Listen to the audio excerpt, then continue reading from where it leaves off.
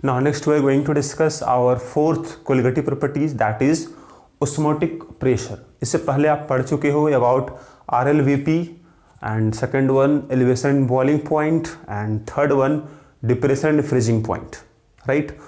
तो अगर हम बात करें what is the meaning of osmotic pressure, इसको समझने से पहले आपको जानना होगा what is the meaning of osmosis, और उससे भी पहले आपको जानना होगा what is the meaning of diffusion, right? अगर हम बोलते हैं सिंपल आपको डिफ्यूजन क्या होता है, right? What is diffusion? Diffusion अगर हम सिंपल पूछे आपको, इसका मीनिंग होगा कि आपका मूवमेंट होगा पार्टिकल्स का from high concentration to low concentration, right? मान लो कुछ इस तरह के यहाँ पर, suppose we have in this side we have solution, right? और इस तरफ मान लेते हैं सपोज सॉल्वेंट है, वाटर मान लो आप ये इस तरफ, राइट? और इस तरफ आपका सॉल्यूशन है। तो सिंपल से यहाँ अगर हम बोले यहाँ बीच में क्या है, तो this is our normal membrane, मतलब ये कोई स्पेशल तरह का नहीं है। अभी हम बताएंगे आपको एक स्पेशल तरह का मेम्ब्रेन जो केवल अलाउ करेगा आपका सॉल्वेंट को, ठीक है, पास होने में। लेकिन यहाँ पर नॉर्मल का मतलब ये हुआ कि यहाँ से दोनों पास कर जाएगा, सोल्यूट भी सॉल्वेंट भी, राइट? तो अब अगर यहाँ बोले आपको हम, अगर अपना सॉल्यूशन है तो यहाँ सोल्यूट भी होगा, लेकिन यहाँ सोल्यूट नहीं होगा। तो सोल्यूट ज़्यादा किस तरफ है? सोल्यूट ज़्यादा इस तरफ है, तो इस तरफ मूव करेगा अपना solute from high concentration to low concentration, ठीक है ना? इधर अपना सॉल्यूशन था, इधर आपका सॉल्वेंट। अब सॉल्वेंट किधर ज़्यादा होगा? तो सॉल्वेंट इस तरफ ज़्यादा होगा, राइट? तो सॉल्वेंट मूव करेगा इधर। मतलब ये हुआ बात कि सॉल्वेंट का ज़्यादा कंसंट्रेशन या फिर बोलो सॉल्वेंट का ज़्यादा अमाउंट इस तरफ था, सोल्यूट का ज़्यादा अमाउंट इस तरफ था। तो फ्रॉम हायर, है ना, amount to lower amount we can say, है ना? तो यहाँ पर सोल्यूट ज़्यादा था तो इस तरफ से इस तरफ जाएगा, सॉल्वेंट यहाँ ज़्यादा था तो इस तरफ से इस तरफ जाएगा। तो मूवमेंट दोनों हो रहा है, इसको बोलेंगे डिफ्यूजन। लेकिन what is the meaning of osmosis? तो वो एक अलग है, उसमें थोड़ा सा डिफरेंस है ऑस्मोसिस में, उसको यहाँ देख लेते हैं। देखिए ऑस्मोसिस क्या होता है। अब इसमें फ्लो केवल होगा सॉल्वेंट का, सोल्यूट फ्लो नहीं करेगा। ये तभी पॉसिबल होगा जब आपके पास स्पेशल तरह का मेम्ब्रेन होगा, उसको बोलेंगे हम एसपीएम, और we can write semi permeable membrane, है ना? तो पहले यहाँ बगल आपको बता देते हैं what is the meaning of SPM. SPM का मतलब हो जाएगा, this means semi permeable membrane, right? अब ये इसका मीनिंग क्या है?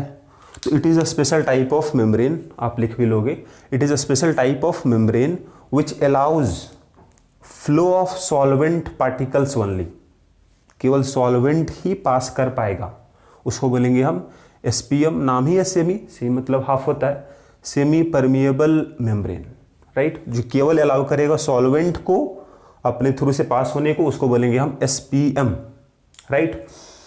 अब अगर यहाँ बोला जाए आपको एग्जाम्पल कुछ लिख लेते हैं हम लोग यहाँ, जैसे कुछ तो लिख लोगे आप एनिमल मेम्ब्रेन, एनिमल मेम्ब्रेन।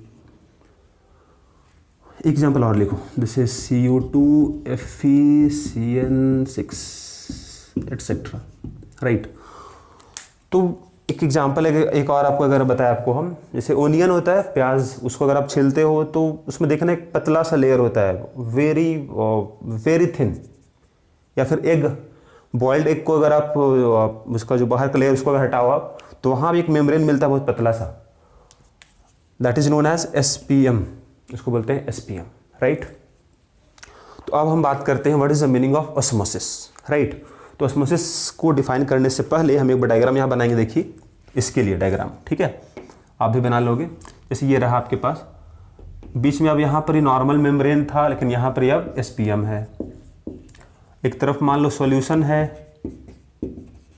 एक तरफ सॉल्यूशन है, और एक तरफ मान लो आप सॉल्वेंट है, ठीक है? तो क्या होगा देखो, अब सोल्यूट तो फ्लो करेगा नहीं, तो केवल सॉल्वेंट फ्लो करेगा, तो केवल अब इस तरफ मूवमेंट होगा, इसको बोलेंगे एस्मोसिस, इसको बोलेंगे ऑस्मोसिस, राइट? तो अगर हम एक एग्जांपल और यहाँ देखिए आपका ऑस्मोसिस का, यहाँ जैसे सॉल्यूशन यहाँ सॉल्वेंट था, एक और यहाँ बता रहे देखिए दोनों तरफ अगर अपना सॉल्यूशन ही है, इस तरफ भी सॉल्यूशन कंसंट्रेशन C1, इस तरफ कंसंट्रेशन C2, दोनों तरफ सॉल्यूशन है, सॉल्यूशन इधर भी सॉल्यूशन, राइट। तो एक बात तो ये समझ लो आप, ये कंसंट्रेशन आपको तो मालूम होगा, मान लेते हैं C1 ग्रेटर देन C2, है ना। अगर ये कंडीशन है तो फ्लो ऑफ सॉल्वेंट किधर होगा, बीच में अपना क्या है SPM है, बीच में अपना SPM है, तो बताना है फ्लो ऑफ सॉल्वेंट किधर होगा। पहले आप ये खुद सोचो आप, है ना। अब हम बताते हैं, देखिए कंसंट्रेशन यहाँ बात हो रहा है in terms of solute. C1 बड़ा है मतलब इधर सोल्यूट ज़्यादा है, इधर सोल्यूट कम है, या फिर आप ये बोलो सॉल्वेंट इधर कम है, इधर सॉल्वेंट ज़्यादा है। सॉल्वेंट अगर इधर ज़्यादा है तो सॉल्वेंट इधर केवल फ्लो करेगा, तो सॉल्वेंट फ्लो करेगा इधर, आप ये बोल सकते हो। तो ये रहा अपना ऑस्मोसिस। ये एग्जाम्पल हो गया डिफ्यूजन का, राइट। तो अब यहाँ हम डिफाइन कर लेते हैं what is the meaning of osmosis, फिर हम डिफरेंशिएट करवा देंगे आपको डिफ्यूजन और ऑस्मोसिस में, राइट। तो डिफ्यूजन अभी बता दिए आपको, सॉल्वेंट का भी फ्लो होगा और सॉल्यूट का भी फ्लो होगा, right, from higher amount to lower amount, ठीक है। अब हम बात करते हैं ऑस्मोसिस क्या होगा। तो ऑस्मोसिस में केवल फ्लो होगा आपका सॉल्वेंट का, किधर से किधर, तो बोल सकते हो आप from solution of low concentration to high concentration, क्योंकि यहाँ कंसंट्रेशन बात हो रहा है इन टर्म्स ऑफ सोल्यूट, इसीलिए। या फिर बोलोगे from solvent to solution side. अब हम डिफाइन करते हैं ऑस्मोसिस क्या होगा, राइट। तो ऑस्मोसिस का मतलब अभी जैसे डायग्राम से यहाँ देख रहे हो आप कि फ्लो ऑफ सॉल्वेंट हो रहा है from solution of low concentration to high concentration. और एक और एग्जांपल यहाँ बनाया था आपको कि from solvent to solution side, right. तो it is a net spontaneous movement of solvent from solvent to solution side और from solution of low concentration to solution of high concentration, ये होगा ऑस्मोसिस। और यहाँ बोले आपको हम net spontaneous movement, net movement आपको बोला जा रहा है, राइट। नेट फ्लो कहाँ से कहाँ होगा, from solution of low concentration to high concentration. ऐसा बात नहीं है कि आपका सॉल्वेंट यहाँ से यहाँ नहीं गया होगा, यहाँ से यहाँ भी कुछ सॉल्वेंट जा सकता है, लेकिन नेट मूवमेंट यहाँ से यहाँ हुआ है। मान लेते हैं इस तरह से समझो आप कि यहाँ से यहाँ अगर मान लो अगर 5 यहाँ सॉल्वेंट मोलिक्यूल इधर गया होगा, तो इधर ज़्यादा आया होगा, इधर से इधर आया होगा 10 मोलिक्यूल, तब तो नेट आपका 5 सॉल्वेंट इधर आया होगा। समझना आपको यहाँ इस तरह से है, net spontaneous movement of solvent from solution of low concentration to high concentration. Net movement यहाँ से यहाँ होगा, लेकिन यहाँ से यहाँ भी सॉल्वेंट जाएगा, मिक्स तो आपस में होगा ही, क्योंकि यहाँ इसके थ्रू से पास हो सकता है सॉल्वेंट, लेकिन नेट मूवमेंट कहाँ से कहाँ होगा, from solution of low concentration to high concentration बोलो, या फिर फ्रॉम सॉल्वेंट टू सॉल्यूशन, इसको बोलते हैं हम लोग है ऑस्मोसिस। लेकिन अब हम बात करते हैं what is the meaning of osmotic pressure, ये क्या होता है। तो इससे पहले एक छोटा सा एग्जांपल, हम एक और डायग्राम बना रहे हैं, तब हम इसको डिफाइन करेंगे। तो जैसे अगर हम इसको डिफाइन इस तरह से, मान लो डायग्राम आपका इस तरह से है, बीच में लगा है SPM, बीच में लगा है SPM।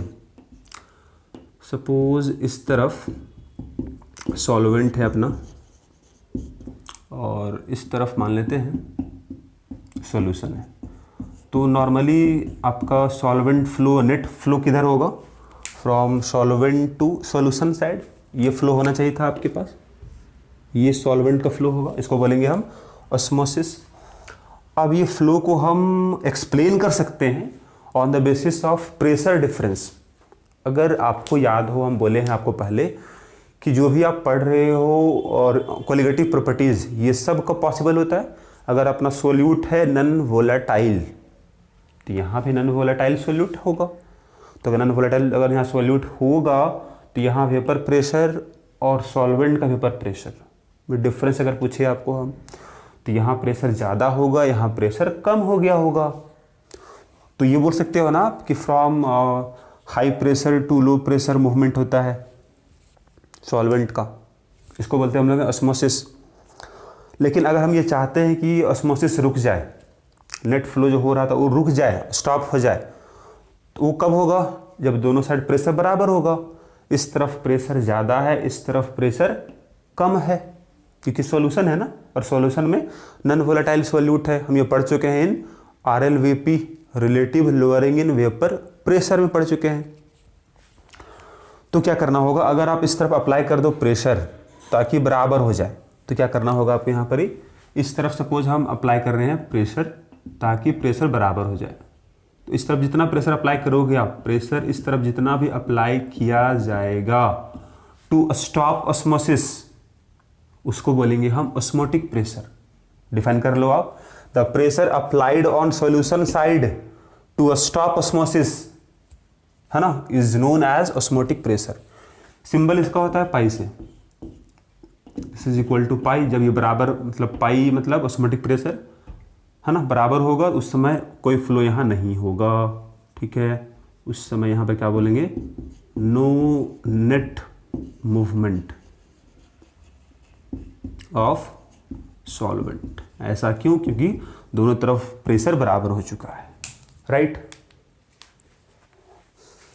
तो आइए यहाँ पर हम एक बार डिफ्रेंशिएट कर दे अपना डिफ्यूज़न और ऑस्मोसिस को, फिर इसका फॉर्मूला भी हम देख लेंगे, है ना। तो अब बगल में कहीं लिख लो, इधर अपना डिफ्यूज़न और एक तरफ ऑस्मोसिस हम बता रहे हैं, आप लिखते चले जाओ। पहला पॉइंट क्या होगा कि there is flow of both solvent and solute. Osmosis में क्या होगा, there is flow of only solvent. दूसरा point, it do not require SPM, it is not possible without SPM, बिना SPM का ये नहीं होगा। लेकिन यहाँ नॉर्मल भी अगर बीच में अगर आपका मेम्ब्रेन है तो आपका दोनों फ्लो होगा। थर्ड होगा, diffusion can not be stopped और रिवर्स्ड, बट नेक्स्ट लिखो आप, osmosis can be reversed and stopped. Stop कर सकते हैं, अभी बताया आपको हम स्टॉप कर सकते हैं, इसको हम रिवर्स भी कर पाएंगे। हम रिवर्स कब होगा, रिवर्स तभी होगा जब मान लो यहाँ जो प्रेशर लगा रहे हो आप, वो अगर ऑस्मोटिक प्रेशर से ज़्यादा हो गया, तो अगर प्रेशर ज़्यादा अगर हो जाएगा तो फ्लो उल्टा होने लगेगा ना। अभी जो फ्लो इधर हो रहा था नॉर्मल, जब प्रेशर अप्लाई नहीं करेंगे हम, तो फ्लो होगा सॉल्वेंट टू सॉल्यूशन साइड, उसको बोलेंगे ऑस्मोसिस। लेकिन अगर अप्लाई कर दो प्रेशर आप greater than osmotic pressure of solution, तो फ्लो उल्टा होगा, उसको बोलेंगे रिवर्स ऑस्मोसिस, राइट। तो इसको हम रिवर्स कर सकते हैं, राइट। अब हम बात करते हैं फॉर्मूला क्या होगा ऑस्मोटिक प्रेशर का। लेट अस सी, काफ़ी आसान है। देखो सबसे पहले देखो आप, है ना, ऑस्मोटिक प्रेशर प्रोपोर्शनल टू क्या होता है, concentration, concentration of solution, concentration of solution. अभी कंसंट्रेशन का मतलब क्या होगा, तो यहाँ हम बात कर रहे हैं मोलरिटी ऑफ सॉल्यूशन से, इसको हम जनरली हम C से दिखाएंगे, मतलब पाई प्रोपोर्शनल टू C, ठीक है। साथ ही पाई प्रोपोर्शनल टू टेम्परेचर, है ना, दोनों अगर कंबाइन कर दे तो pi proportional to C into T, right. अब इक्वल टू जब करेंगे तो यहाँ कांस्टेंट आएगा, दैट इज R। तो नॉर्मली हम पाई इक्वल टू क्या लिखते हैं, CRT। लेकिन अगर हम बात करें, अगर आपका सोल्यूट अगर होता, इलेक्ट्रोलाइट अगर होता, तो वहाँ फिर आपके पास वेंटो फैक्टर भी आएगा। तो यही फॉर्मूला आपका इन जनरल क्या बन जाएगा, pi equal to ICRT। I multiply क्यों हुआ, क्योंकि यहाँ भी तो नंबर ऑफ मोल है, जो आपका C जो यहाँ दिख रहा है, और इनफैक्ट अगर इसको हम बगल में आप कहीं दिखा दें, आपको देखो जो पाई इक्वल टू CRT था, ये क्या एक्चुअली है, C क्या है, number of mole of solute ही तो है, by volume of solution RT, यही ना है, इन लीटर। तो अगर NB आपके पास है तो जहाँ जहाँ मोल ऑफ सॉल्यूट होगा उसको मल्टीप्लाई हम I से कर देते हैं, है ना, इसलिए यहाँ I आ जाएगा आपके पास, इसको आप ध्यान रखना। और बाकी हम बताए हैं आपको वेंटो फैक्टर क्या होता है, कैसे निकालते हैं, राइट।